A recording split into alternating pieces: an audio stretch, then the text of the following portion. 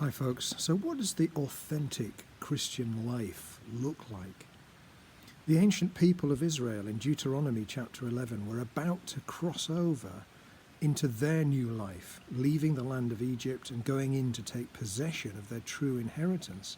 And what we read there in chapter 11 is the land you are entering to take over is not like the land of Egypt from which you have come, where you planted your seed and irrigated it by foot as in a vegetable garden. But the land you are crossing the Jordan to take possession of is a land of mountains and valleys that drinks rain from heaven. It's a land the Lord your God cares for. And the land of Egypt often in the Bible represents the old life, the old way of doing things that we came from.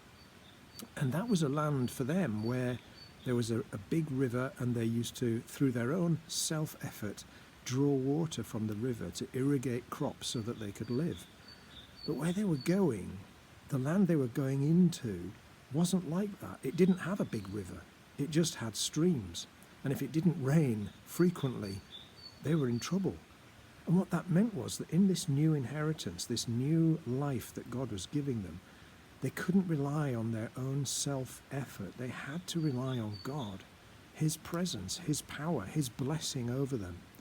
And that's what the Christian life is meant to be like, that every day we rely on the ever-present power of God, that we look to Him for our provision, for life, for everything else, and we no longer try and do things the old way and rely on self-effort and something predictable with which we can get by, but rather it's the unpredictable but the reliable provision of God that we look to.